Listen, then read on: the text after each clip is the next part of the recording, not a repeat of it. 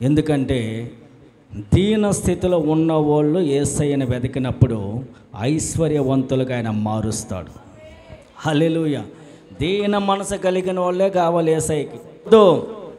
బాగలేనోడికి ఎవడు కావాలంటే డాక్టర్ కావాలి. మరి దీన స్థితిలో ఏమి లేని వాళ్ళకే యేసు కావాలి. అప్పుడే నీ దీన స్థితిలో నుంచి ఐశ్వర్యంగా మారుస్తాడు దేవుడు. హల్లెలూయా. ఇప్పుడు దగ్గర మనము ఈ మూడవ దినము 2 దినాల మనము 2 రాజులను చూసాము.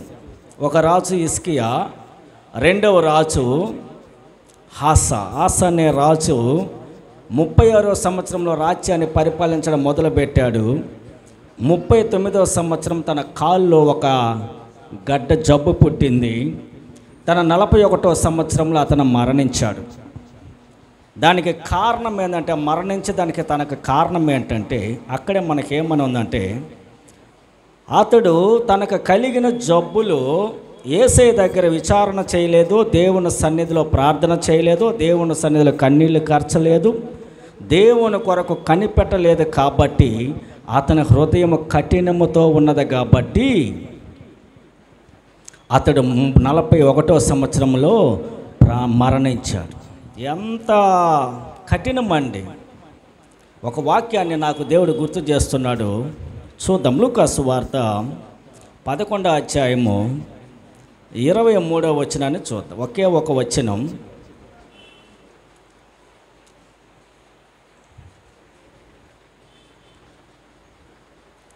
లూకా సువార్త 11వ అధ్యాయము 23వ వచనం. తెలిసిన వారు తమిళ్లో చదవచ్చు, తెలుగులో చదవచ్చు. 11 ఆమేన్. తెలుగులో ఇంకో మాట చదువుకుంది అలాగే.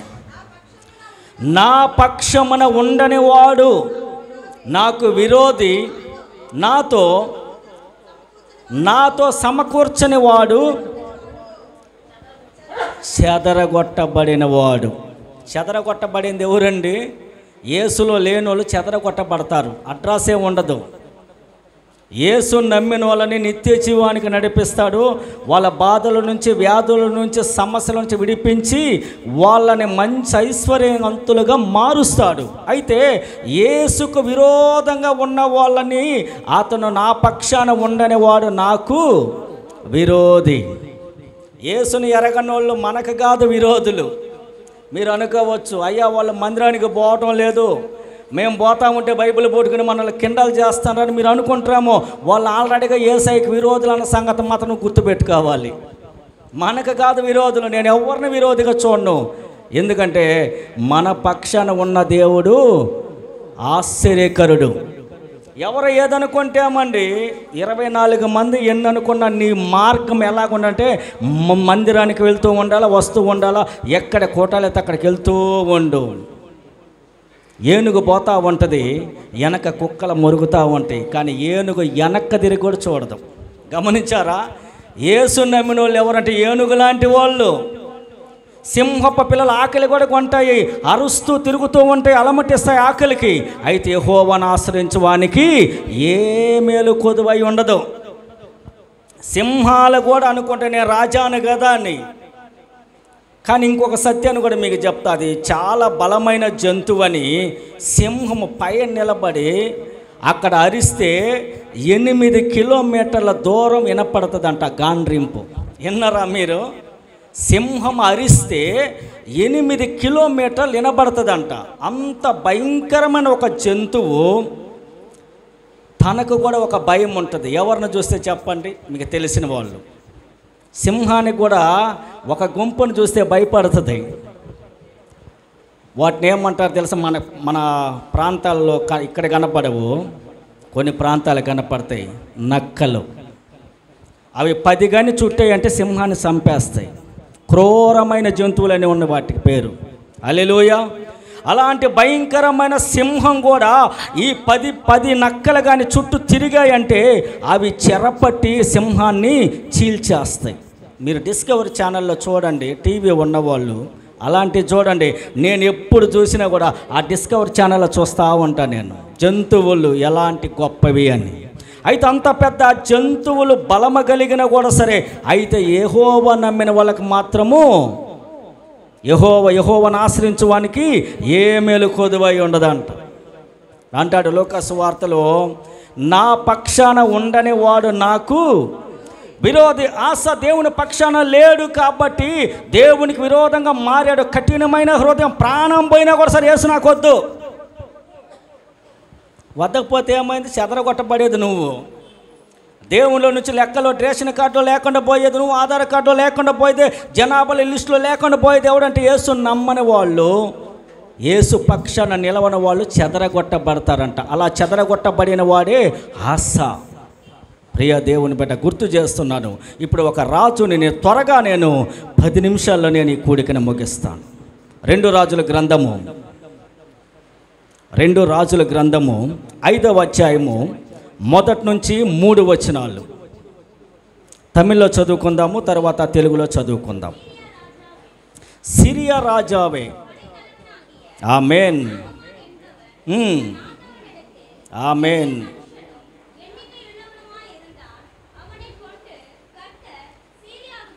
ఆమేన్. చదవండి.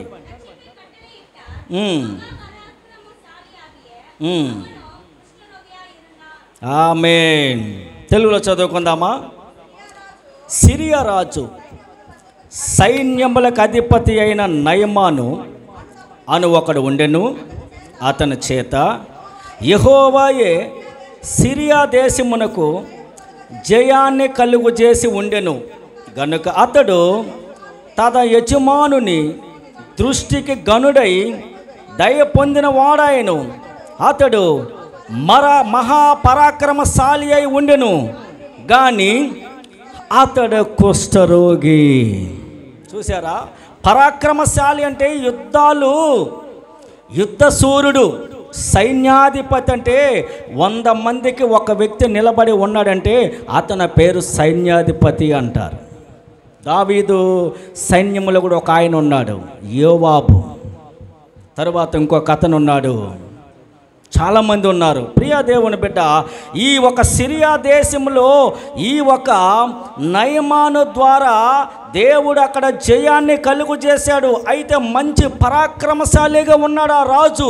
అయితే ఆ సిరియా దేశంలో ఎవరి మూలంగా దేవుడు ఆ దేశానికి ఘనత కలుగు చేశాడు, జయాన్ని కలుగు చేశాడు? ఆ పరాక్రమశాలికి ఒక కుష్ఠరోగం ఉంది. చాలామంది అంటారు యేసుని నమ్మితే అన్నీ జరగాల అంటారు. స్కూల్లో టెస్ట్ పెడతారు. ఎందుకు పెడతారు? 12-10 నెలలు చదివిన తర్వాత టెస్ట్ పెడతారు. దాంట్లో నువ్వు పాస్ అవ్వాలి. నువ్వు చదివింది లేనిది రిజల్ట్లో తెలుస్తుంది. నువ్వు యేసులో ఉన్నది ఏదో ఒక సమస్య వచ్చింది, బలహీనత వచ్చిందంటే నువ్వు మోకాళ్ళేసి ప్రార్థన చేసి కన్నీళ్ళు కార్చి చూడు. నీ వ్యాధి కానీ పోకపోతే నన్ను అడుగు. ఇదే హిజ్కియా రాజు చేసిన పని. ఆయనకి వ్యాధి వచ్చింది. అయితే అతను గోడ తట్టు తన కన్నీళ్లు కార్చాడు. 15 ఏళ్ళు జీవాన్ని దేవుడిచ్చాడు. మనకివ్వడా అండి? మనం ప్రార్థన చేస్తే ఇవ్వడా? కానీ మనం అంత దూరం కన్నీళ్ళు కారు. ఈడ కూర్చొని ఉన్నాను. ధనశేఖర్ గురించి ఒక విజ్ఞాపన పోతా ఉంది, నా కళ్ళలో నుంచి కన్నీళ్ళు కారేయండి. ప్రియ దేవుని బిడ్డ, చాలా దేవుని సన్నిధిలో నిందారహితంగా నిలబడే బిడ్డ. నేను రాత్రి ప్రార్థన చేశాను. ఎన్ని రిజల్ట్ వచ్చినా అతడు త్వరలో మందిరానికి వచ్చి నిలబడబోతున్నాడు. హల్లెలూయా! అతి త్వరలో దేవుని సన్నిధిలో వచ్చి నిలబడతాడు, సాక్ష్యం చెప్తాడు మనకి. దేవుని నమ్మిన వాళ్ళకి సింహాసనం మీద కూర్చొని పెడతారని చాలామంది అనుకుంటారు. నువ్వు ఎలా స్కూల్కి వెళ్తావో, టెస్ట్లో పాస్ అవుతావో, ఒక ఉన్నతమైన మార్గం నీకు కలుగుతుందో, అలాగే యేసులో నువ్వు ఉన్నప్పుడు బాధ అయినా అనుభవించాలి, ఆశీర్వాదమైన అనుభవించాలి. అయితే సిరియా దేశంలో ఉంటాను ఈ రాజు భయంకరమైన పరాక్రమశాలి. అయినా కూడా ఆయనకు ఒక వ్యాధి ఉంది. ఏం వ్యాధి అది? కుష్ఠరోగం. అయితే ఎంతోమంది డాక్టర్లని ఇస్రాయేల్ చూస్తే ఆయన చాలామందిని చూశాడు. చాలామంది డాక్టర్లు చూశాడు. ఎక్కడికి వెళ్ళినా అతనికి తన వ్యాధి నయం కాలేదు. ఏం చేయలేదు. రోజు వేదన పడుతూ ఇంట్లో తన భార్యతో అతడు ముచ్చటిస్తూ చెప్తూ ఉన్నాడు. అటు తర్వాత క్రింద చదువుకుందాం. అక్కడే సిరియానులు గుంపులు గుంపులుగా బయలుదేరి ఇశ్రాయేలు దేశం మీదగా పోయి ఉండిరి. వారు అచ్చట నుండి ఒక చిన్నదాన్ని కనుగొని తేగా అది నయమాను భార్యకు పరిచారము చేయుచుండెను. ఇశ్రాయేలు దేశంలోనికి ఈ రాజు భార్య ఉంది కదండి, ఈ రాజు భార్యకు పని చేసేదానికి ఒక అమ్మాయి కావాలని ఒక చిన్నదాన్ని తీసుకొచ్చారు. ఆ అమ్మాయి ఎవరంటే ఇశ్రాయేలీలు. ఆ దేశంలో నుంచి, ఇశ్రాయేలు దేశం నుంచి ఆ సిరియా రాజు భార్యకు పరిచారం చేసేదానికంటే, ఇంటి పని చేసేదానికి ఒక చిన్నదాన్ని తీసుకొచ్చారు. మంచి చక్కని చిన్నది అంటే వయసు ఎంత ఉంటుందంటే ఇంచుమించు స్త్రీలకు తెలుసు, ఇంచుమించు నాకు తెలిసి 12 లోపల ఉన్నవాళ్ళు చిన్నది అంటారు. అవునా? ఇది అందరికి బాగా తెలుసు. అయితే ఈ చిన్నది తీసుకొచ్చిన తరువాత ఆ ఇంట్లో రాజు దగ్గర తన భార్యకు పరిచారం చేయించు ఉండెను. అది షోమ్రోనులో ఉన్న ప్రవక్త దగ్గర నా ఏలినవాడు ఉండాలని నేను ఎంతో కోరుచున్నాను. ఏమంటే ఒక ఇశ్రాయేలు దేశం నుంచి పని పిల్ల ఒక ఇంటికి అంట్లు దోముతూ ఇల్లు తుడుస్తూ ఆ రాజు గృహములో అన్ని పనులు చేస్తూ ఉంది. ఒక ఇశ్రాయేలుల వంశముల నుంచి వచ్చిన ఒక చిన్నది. సరే, రాజు రోజు తన కుష్ఠముతో తన భార్యకు చెప్తున్నాడు, ఈ కుష్ఠం పోలేదు. ఎంతోమంది మనం డాక్టర్లను సంప్రదించాము, పోలేదు. కానీ ఏమి చెయ్యాలని రోజు వేదన పడుతూ ఉంటే ఈ చిన్నది చూస్తూ ఉంది, ఈ చిన్నది గమనిస్తూ ఉంది. అప్పుడు ఏమంటుంది, నా ఏలినవాడు షోమ్రోను దేశంలో ఉంటున్న నా ఏలినవాని దగ్గర నువ్వు ఉండాలా అంటుంది. అంటే అప్పుడు అర్థమైంది, దైవజనుడైన ఎలీషా యొద్దకు నువ్వు వెళ్ళు, నీ కుష్ఠము పోతుంది అని చెప్పి ఆ సిరియా రాజుకి ఆ ఇంట్లో తన యజమానురాలతో చెప్తా ఉంది. అమ్మ, ఒక్కసారి మీరు ఎంతోమంది డాక్టర్లను చూశారు, ఒక్క మాట దైవజనుడు ఎలీషా గారు అక్కడ ఉన్నారు, మా దేశానికి సంబంధించిన వ్యక్తి. మీరు అక్కడికి కానీ వెళ్ళారంటే మన రాజుకి ఆ కుష్ఠరోగం పోతుందని చెప్పి ఆ చిన్నది చెప్పింది. చిన్నది చెప్పిన వెంటనే నేను వెళ్ళను. ఆ చిన్నది ఎవరు? ఆ పని పిల్ల చెప్తే నేను వెళ్ళాలా అన్నాడండి రాజు? అనలేదు. ఆ చిన్నది, నువ్వు నా యజమానుడివి, నువ్వు నా ఏలినవాడు షోమ్రోను దేశంలో దైవజనుడైన ఎలీషా అక్కడ ఉన్నాడు, అక్కడ కానీ నువ్వు వెళితే నీ వ్యాధి స్వస్థమవుతుంది, నువ్వు ఎల్లు నా ఏలినవాడని ఆ పని పిల్ల చెబితే రాజు కదిలాడండి రథాలు వేసుకోండి. రాజు, చూద్దామా వాక్యాన్ని మీకు చూపిస్తాను నేను. చూశారు కదా, 3 చూసాం, 9 చదవండి. 9వ వచనం, నయమానును గుర్రములతోనూ రథములతోనూ వచ్చి ఎలీషా ఇంటి ద్వారమున నిలబడ్డాడు. రథాల మీద వెళ్ళాడు. ఎవరు? ఒక కుష్ఠవ్యాధి కలిగిన ఒక రాజు రథాల మీద గుర్రాల మీద దైవజనుని యొద్దకు వెళ్ళాడు. నేను అతను పాస్టర్ కాడికి ఎందుకు వెళ్ళాలి, నేను వెళ్ళను, పాస్టర్ నా కాడికి రావాలి అనాలి కదా రాజు. అన్నాడా? అదేనండి తగ్గింపు మనసు. నా పక్షాన ఉండని వాడు నాకు విరోధి అన్నాడు యేసయ్య. అయితే ఇప్పుడు అతడు ఆ చిన్న పిల్ల చెప్పింది, పని పిల్ల చెప్పింది, నువ్వు అక్కడికి వెళ్ళు దైవజనుడు ఎలీషా దగ్గరికి, నీ కుష్ఠం పోతుంది అన్నది. వెంటనే అతను విన్నాడు. ఏమో ఆ చిన్న పిల్ల చెప్పింది ఒకవేళ మంచి జరగవచ్చు, నమ్మకం ఉండాలండి. అందుకేసే అంటాడు, నువ్వు నమ్ముట నీ వలనైతే, నీ వల్ల అంటే మూట మోసుకొని రమ్మన్లా యేసయ్య. మిమ్మల్ని అందరూ రేపు ఆదివారం మనిషికి 75 కిలోల బియ్యం మోసుకొని రాండి అన్నానండి నేను. నమ్మకం ఉంచండి, దేవుని సన్నిధికి మీరు రండి, దేవుడు మీ జీవితాల్లో గొప్ప కార్యాలు చేస్తాడు. నమ్మకం ఉండాలి. పాస్టర్ ఒక మాట చెప్పింది, ఆ ఒక మార్తా మరియలు ఉన్నారు కదండి, యేసు ప్రభు చుట్టుపక్కల ప్రాంతాలంతా జెరూసలేం నుంచి ఈ నజరేతు గ్రామానికి 3 మైళ్ళ దూరం. ఆ చుట్టుపక్కల ప్రాంతాల సువార్త చెప్తూ చేస్తూ ఆ మధ్యాహ్నం పూట సల్లపూట యేసు ప్రభు అక్కడికి వెళితే వాళ్ళ ఇంటి దగ్గర రెస్ట్ తీసుకొని కాళ్ళు చేతులు కడుక్కొని వాళ్ళు ఏదో పెడితే తిని యేసు ప్రభు పరిసర ప్రాంతాల సువార్తను ప్రకటిస్తూ ఉన్నాడు. ఎన్నో సందర్భాలు దేవుడు చెప్పాడు. ఎప్పుడు ఇంట్లో పనుల గిన్నెలు చెంబులు వేసుకునేది ఇంటి ముందు ఒక్కొక్క ఇంట్లో చూడాలి. మనం ఉండేది 4గురిమి, 4 ప్లేట్లు 4 గ్లాసులు చాలవండి.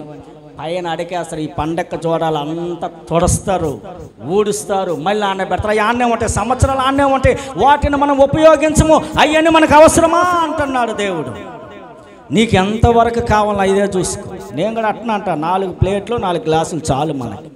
ఎందుకు ఇవన్నీ తుడవడానికి ఇప్పుడు మళ్ళీ పని మనిషి కావాలి. పాస్టమ్మకి అవన్నీ తుడవాలంటే ఎవరు? ప్రియా దేవుని బిడ్డ అంటది. కావాలని అనలేదు, పండగ మొదలైతే అడగత్తది మనిషిని ఎవరన్నా పంపించాలని. ప్రియ దేవుని బిడ్డ, ఆ చిన్నది చెప్పిన వెంటనే కుష్ఠవ్యాధితో ఉంటున్న రాజు రథాల మీద గుర్రాల మీద దైవజనుడి ఇంటి దగ్గర దిగాడండి.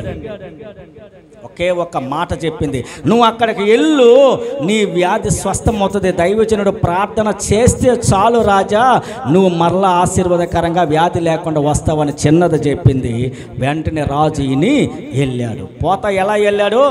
రథాల మీద గుర్రాల మీద వెళుతూ మూట్ల వెండి బంగారాలు ఆ ఒక దైవజనుడు అని ఎలీషాకి బట్టలు తీసుకొని వెళ్ళారు. సన్నని నార బట్టలు అని ఉంటుంది. ఇప్పుడు మనకి మదర్సా షోరూంలోకి వెళితే ఏమంటారు తెలుసా? ఆ సన్నటి నార బట్టలు కాటన్, ప్యూర్ కాటన్ దా. ఆ రోజుల్లో సన్నటి నార బట్టలు అన్నారు. మీరు చూడండి, కాటన్ బట్టలు అలాగే ఉంటాయి. ఎలా ఉంటాయంటే సన్నటి నార బట్టలు. అది ఆ కాలంలో ఉంది. అయితే అనేక దుస్తులు తీసుకున్నారు, మూట్లు ఆ వెండి బంగారం ఈ రాజు తీసుకొని వెళ్ళాడండి. పోయి రాజు అక్కడ నిలబడ్డాడు. పోయిన వెంటనే ఇంటి దగ్గర నిలబడ్డప్పుడు దైవజనుడికి ఒక అసిస్టెంట్ పాస్టర్ ఒక ఆయన ఉంటాడు. చాలా రోజులుగా ఆయనతో ఉంటాడు. ఆయన చెప్తాడు, ఎదురుగుంటున్న యోర్దాను నదిలో లోపల ప్రార్థన చేస్తూ ఉన్నాడు దైవజనుడు. అతని పనివాడుతూ అంటున్నాడు, అతన్ని సిరియా రాజుని పోయి ఆ యోర్దానులో 7 సార్లు మునగమను అన్నాడు. వెంటనే రాజు ఆ మాట విని వెంటనే పోయి ఆ నీటిలో మునిగాడు. 14 వచ్చిన చూడండి. అప్పుడు పోయి దైవజనుడు చెప్పినట్లు యోర్దాను నదిలో 7 మార్లు అతను మునుగు లేస్తూ ఒక్కోసారి మునిగి లేచినప్పుడు అలాగే ఉంది. అతని దేహము పసిపిల్లల దేహము వలె అతడు శుద్ధుడా, పసిపిల్లవాని దేహము వలె అతడు శుద్ధుడాయను. ఎంతమంది డాక్టర్ దగ్గరికి వెళ్ళి ఉంటాడు తెలుసా? అతడు ఆ రాజు వెండి బంగారాలు రథాల మీద తీసుకొని పోయాడు దైవజనుడికి ఇవ్వాలని. అయితే ఆయన ఏమీ తీసుకోవాలి, నాకేమవద్దు, పూటకి ఎవరన్నా నాకంత రొట్టె ఇచ్చినా సరే ఆహారం పెట్ట తింటాను, ఎందుకంటే ఇది నాతో వచ్చే ఆస్తి కాదు, నేను తీసుకుని పోయేది కాదు, నేను దిగంబరిగా వచ్చాను కానీ దిగంబరిగానే పోతాను, కాబట్టి ఈ లోకం మంచి ఆరోగ్యం నాకు ఇచ్చాడు, కాబట్టి నన్ను ప్రార్థించమన్నాడు, కాబట్టి నేను ప్రార్థిస్తాను, సేవ చేస్తాను, కానీ ఈ వెండి నాణ్యాలు వెండి బంగారం ఈ దుస్తులు నాకు వద్దు అని అతడు ఒక్కటి కూడా తాకలేదండి. ఇప్పుడు ఆ చిన్నది చెప్పింది. మనం చెప్తాం పక్కన ఉన్న వాళ్ళకి, ఎవరైనా బాధపడుతూ మూలుగుతూ వ్యాధితో అన్ని హాస్పిటల్కి వెళ్ళి తిరుగుతూ వ్యాధి నయం కాకపోతే మీరు చెప్పండి, మా మందిరానికి రండి, సేవకులు ప్రార్థన చేస్తారు, తగ్గుద్ది రండి. తగ్గకపోతే తర్వాత సంగతి నువ్వు చెప్పి తీసుకొని వస్తావు చూడు, అదే విశ్వాసం. హల్లెలూయా. ఇప్పుడు ఆ చిన్నది చెప్పింది. ఆ చిన్నదాని మీద ఆయన కోప్పడ్డా?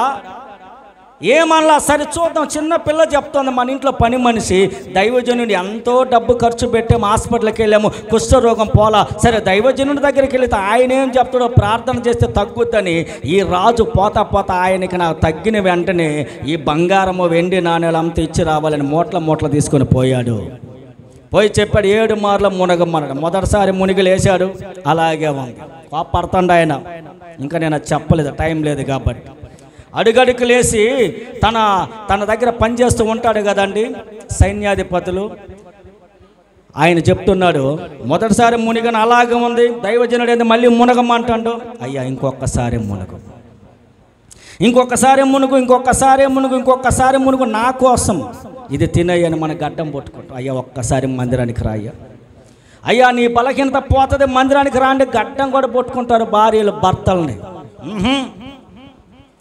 ఎప్పుడు వస్తారు చూడు, 2 మనుషులు పట్టుకొని నడిచి వచ్చే స్థితిలో అప్పుడు వస్తాను. అప్పుడు ఎవరో నేను పట్టుకొని రావడానికి వీళ్ళందరూ ముందు వచ్చి కూకొనేసారు. నిన్ను తేవడానికి ఇంకెవడు రావాలి? ఎవడు రాడు. వాడికి ఉంటున్న వ్యాధి నాకు అంటుకుంటుందని ఎవడు రాడు, ఎవడు సాయం చేయడు. అందుకే యేసయ్య అంటాడు, దీపం ఉండగానే ఇల్లు చక్క పెట్టుకో. ఎందుకు ఆ మాట దేవుడు నన్ను పదే అంటాడంటే, నీ జీవం రేపు ఎలా ఉంటుందో తెలియదు. నేడే రక్షణ దినము, నేడే అనుకూల సమయము. ఈరోజే యేసు దగ్గర మోకాళ్ళు లేసి కన్నీళ్లు కార్చి నీ పాపాలు ఒప్పుకో, నిత్య జీవానికి వెళ్ళు. నా పక్షాన ఉండని వాడు నాకు విరోధి అన్నాడు దేవుడు. యేసు దగ్గరికి రాని వాళ్ళంతా యేసయ్యకి విరోధులు. మేము పోతుంటే మమ్మల్ని కిండాలు చేస్తాను, గేలి చేస్తాను వచ్చి నువ్వు బాధపడుతున్నావు. మోకాళ్ళు లేసేది మాత్రం ఏమాత్రము విడవనే వద్దు, నువ్వు మోకాళ్ళు లేస్తూనే ఉండు. యేసయ్యకి ఆల్రెడీ వాళ్ళ శత్రువులు అన్న సంగతి నీకు మాత్రమే తెలుసు, వాళ్ళకి తెలియదు. వాళ్ళ కార్యాలు బాగా జరిగితే నువ్వు అనుకుంటావు. యేసయ్య అన్నాడు, ఆ పద నీకు కలిగినప్పుడే నేను నవ్వేదని అన్నాడు. వాళ్ళని, మనల్ని కాదు. హల్లెలూయా. యేసు నమ్మిన వాళ్ళ మీదకి ఎవరన్నా వస్తే ఆయన అంటాడు, నిన్ను తాకువాడు నా కంటి పాపను తాకుచున్నాడు అన్నాడు యేసయ్య. మనల్ని ఎవరన్నా వస్తారు, ఏదైనా చెయ్యాలని వస్తారండి. ఈ కంట్లో ఉంటున్న పాప ఉంది కదండి, అది ఎవరైనా చెయ్యి పెట్టగలరా? మరి నిన్ను తాకితే ఆయన అంటాడు, నిన్ను తాకువాడు నా కంటిలో పాపను తాకినట్టు అంటే అప్పుడు నిన్ను నీ మీదకి వచ్చిన యేసయ్య వదులుతాడండి? వదులుతాడా? నువ్వు మోకాళ్ళు వేయడం మాత్రం విడవనే వద్దు. నువ్వు మోకాళ్ళు వేస్తూనే ఉండు. నీ శత్రువులు నీ కంటికి కనబడకుండా చేస్తాడు దేవుడు. చాలామంది మాకు కనబడకుండా చేశాడు, ఎక్కడ ఉండో తెలియదు. మళ్ళీ మేము పెద్ద ధనికులం కాదు, పెద్ద ధనవంతులం కాదు, మంచి ఇల్లు వాకిళ్ళు కట్టుకున్న వాళ్ళం కదా. పేద స్థితిలో, దీన స్థితిలో మేము ఉంటే, మేము మందిరానికి పోతూ ఉంటే, నీట్గా పోతుంటే చాలామంది ఓర్చుకోలేక మమ్మల్ని చూపి మోపి ఏదేదో తిట్టేవాళ్ళు, అనేవాళ్ళు. పెద్ద భక్తులు పోతుండ్రా. ఈరోజు ఇల్లులు అమ్ముకొని అడ్రస్ వెళ్ళారండి, ఎక్కడ ఉండరో తెలియదు. ప్రియ దేవుని బిడ్డ, వాళ్ళ ఇళ్లలో ఉన్న వాళ్ళందరూ సొంత ఇల్లు కట్టుకొని కొనుక్కుంటే ఉన్న వాళ్ళు అమ్ముకొని అడ్రస్సే లేకుండా పోయారు. చాలామందికి తెలుసు ఎక్కడ ఉన్న వాళ్ళకి వాళ్ళు ఎవరో, మనకు అవసరం లేదు. ఇక్కడ అంటున్నాడు, ఆ చిన్నది చెప్పిన వెంటనే ఆ రాజు తన మనసును పెట్టి, వెంటనే కదలరా, కదులు. వెంటనే రథాల మీద, గుర్రాల మీద దైవజనుడి దగ్గరికి వెళ్ళాడు. దైవజనుడి దగ్గరికి వెళ్ళిపోయి నిలబడ్డాడు. ఆయన వెంటనే చెప్పాడు, నువ్వు యోర్దాను నదిలో 7 సార్లు మునిగిలే అన్నాడు. 6 సార్లు మొదటగా మునిగాడు, రెండోసారి మునిగాడు. అలాగా లేచి లేచి లేచి వస్తాడు. మునిగేది లేచి తగ్గిందా లేదా, మళ్ళా శరీరం బాగైందా లేదని చూసి ఉంటాడా లేదండి? అలా జరిగింది అక్కడ. ఆ వాక్యం నేను చదివించలేదు, ఎందుకంటే ఆ రాజు అంటున్నాడు సైన్యాధిపతితో, నువ్వు మునగమన్నావు, 2 సార్లు మునిగి అలాగే ఉంది, 3 సార్లు మునిగా అలాగే ఉంది, 4 సార్లు మునిగి అలాగే ఉంది, 5 సార్లు మునిగి అలాగే ఉంది, 6 సార్లు మునిగి అలాగే ఉంది, కానీ మునగనన్నాడు. రాజా, ఒక్కసారి నా మాట నా ఏలిన వాడు విని ఒక్కసారి మునిగిలేయ్య. ఆయన చెప్పింది 7 సార్లు కదా, ఒక్కసారి మునిగి లేయ్యి అన్నాడు. ఆ ఒక్కసారి మునిగి పైకి లేచాడు. అతని దేహము పసిపిల్లవాని దేహము వలె అయింది. చెప్తాడు యేసయ్య, నువ్వు నా మందిరానికి రా, వచ్చి ప్రార్థన చేయి, దీన మనసు కలిగి ఉండు, తగిన సమయంలో నేను నిన్ను హెచ్చిస్తాను అన్నప్పుడు హెచ్చించేంత వరకు నువ్వు వస్తూనే ఉండాలా, ప్రార్థన చేస్తూనే ఉండాలా, దీన మనసు కలిగి నువ్వు ఉండనే ఉండాలి. నేను పోయాను 3 నెలలకు నాకు ఇంకా జరగలేదంటే అప్పుడు నీకు విశ్వాసం, నీ కార్యం కావాలని వస్తానని యేసయ్యకి తెలుసు. అందుకే 10 నెలలు 12 నెలలు స్కూల్కి వెళ్ళి 10th ఎగ్జామ్లో రేపు తెలుసుద్ది చాలామంది విషయాలు. ప్రియ దేవుని బిడ్డ, నీ విశ్వాసం నీ జీవితంలో గొప్ప కార్యం జరగకపోవడం లేదంటే నువ్వు ఇంకా విశ్వాసంలో లేవు అని అర్థం. నీతిగా దేవుని కొరకు ఇంకా కనిపెట్టలేదు అని అర్థం. ఒక్క మాట వినడు. ఆ చిన్నది చెప్పింది, పని పిల్ల చెప్పింది. వెంటనే రాజు గుర్రాలు వేసుకొని, రథాలు వేసుకొని దైవజనుడి దగ్గరికి వెళ్ళి ఒక్క మాటకు విలువిచ్చాడు. తగ్గించు మనసు కలిగాడు. వెంటనే ఎక్కడికి పోయాడు. ఇప్పుడు వస్తున్నాడు. ఇప్పుడు రథం మీద వచ్చేవాడు పోయేటప్పుడు వ్యాధితో పోయాడు. ఇప్పుడు రథం మీద వచ్చేటప్పుడు ఎలా వస్తున్నాడో, పసిపిల్లవాని దేహం అంటే చిన్న పిల్లల శరీరము మెరుస్తుంది. మీరు గమనించండి, మన మధ్యలో చిన్న బిడ్డ వెనకున్నాడు, యెషయా కుమారుడు. ఆ చిన్న బిడ్డ శరీరం చూడడం మినుకులాడుతుంటుంది. అవునా కదా? చిన్నపిల్లలకి అంత సౌందర్యం దేవుడు ఇచ్చాడు. చిన్నపిల్లలంటే మొదటగా దేవుని కని, అది దేవుని ఒక ఆశీర్వాదం. అయితే ఇప్పుడు చిన్న పిల్ల దేహము వలె, చిన్న పిల్లవాని దేహములు అయిపోయింది. ఇప్పుడు రాజు ఆనందంతో గుర్రాల మీద, రథాల మీద అలాగ తీసుకొస్తూ ఉన్నాడు. ప్రియ దేవుని బిడ్డ, ఈ రాత్రి గల సమయంలో 3వ దినము దేవుని సన్నిధిలో ఉన్న కళ్ళు మూసుకుందాం.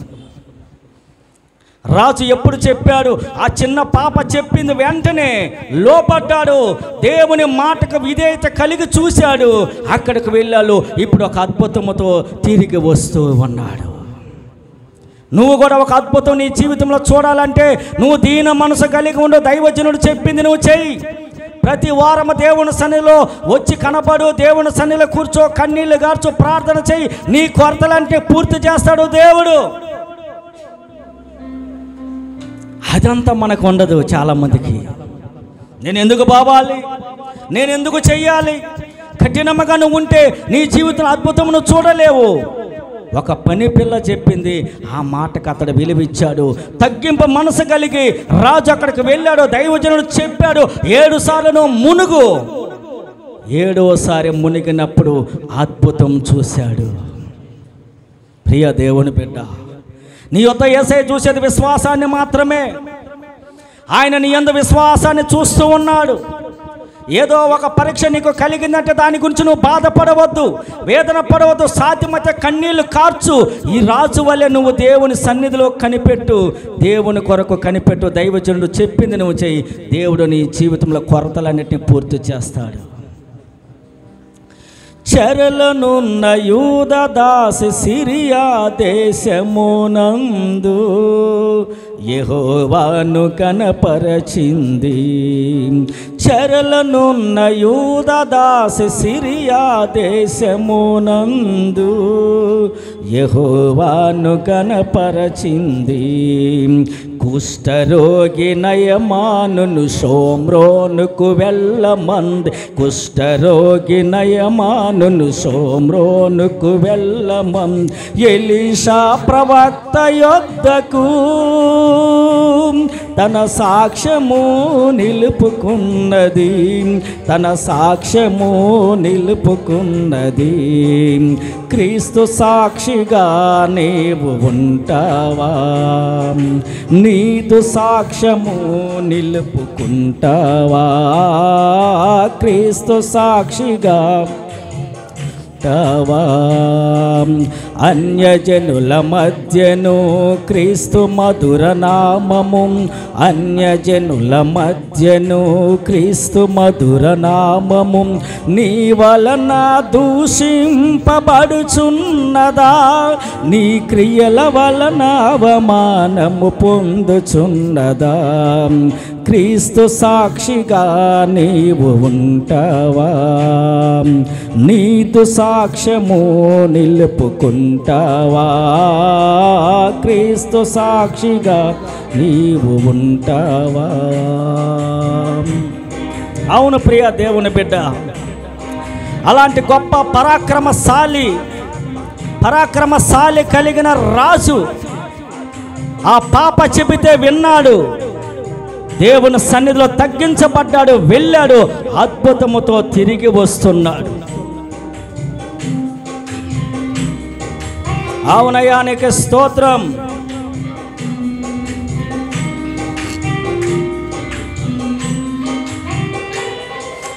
దైవజనుడు దానియేలు బబులోను దేశమందు యెహోవాను కనపరచాడు. దైవజనుడు దానియేలు బబులోను దేశమందు యెహోవాను కనపరచాడు. తన దేవునికే తప్ప అన్యజనుల ప్రతిమలకు, తన దేవునికే తప్ప అన్యజనుల ప్రతిమలకు ఏ మాత్రం రొక్కనన్నాడు. తన సాక్ష్యము నిలుపుకున్నాడు. తన సాక్ష్యము నిలుపుకున్నాడు. క్రీస్తు సాక్షిగా నీవు ఉంటావా? నీదు సాక్ష్యము నిలుపుకుంటావా? క్రీస్తు సాక్షిగా. అన్యజనుల మధ్యను క్రీస్తు మధుర నామము. అన్యజనుల మధ్యను క్రీస్తు మధుర నామము. నీ వలన దూషింపబడుచున్నదా? నీ క్రియల వలన అవమానము పొందుచున్నదా?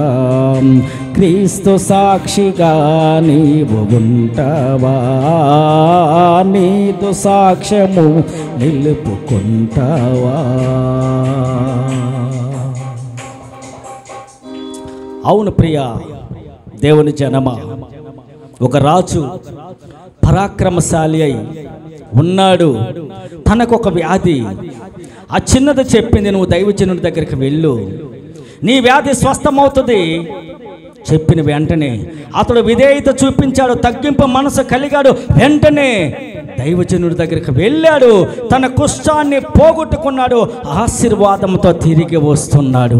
అలాంటి ఆశీర్వాదం యేసయ్య నీకివ్వాలని ఎదురు చూస్తూ ఉన్నాడు. నీకుంటున్న విశ్వాసం ఏమాత్రం తగ్గకుండా ఉండాలని యేసయ్య ఎదురు చూస్తూ ఉన్నాడు. ఎవరు ఏది చెప్పినా సరే నీవంతా నీ ప్రయాసమంతా దేవుని మీదనే ఉండాలి. ఆయన మీద నువ్వు ఆనుకొని జీవిస్తున్నప్పుడు నీ కొరతలన్నిటిని పూర్తి చేస్తాడు, నీ బాధలన్నిటిని తొలగిస్తాడు. యేసు మాత్రమే. మనుషులు అక్కడికి వెళ్ళు ఎక్కడికి వెళ్ళని దారి మార్గాన్ని తప్పిస్తూ నిన్ను తిప్పుతూ ఉంటారు. నువ్వు ఎవరి మాట వినవద్దు, యేసు మాట విను. దేవుని సన్నిధికి వెళ్ళు, దైవజనుడు చెప్పింది నువ్వు చెయ్యి, ఆశీర్వాదాలు పొందుకో. అనేక మేలులతో దేవుడు నిన్ను నింపుతాడు. అవునయ్యా, నీకు స్తోత్రం. ఈ రాత్రికాల సమయంలో 3వ దినమున నీ సన్నిధికి వచ్చిన నీ బిడ్డలను మీరు ఆశీర్వదించండి. ఎంతో దూర ప్రాంతంలో వచ్చిన నీ బిడ్డలను మీరు ఆశీర్వదించండి. ఈ దినము నీ సన్నిధికి రాలేకపోయిన బిడ్డలను మీరు నడిపించండి. ఇక 12 దినాలు ఈ కూడికలో ఆశీర్వదించండి. అనేకులు వచ్చి అనేక మేలులు పొందినట్లు మీరు సహాయం చేయండి ప్రభువా.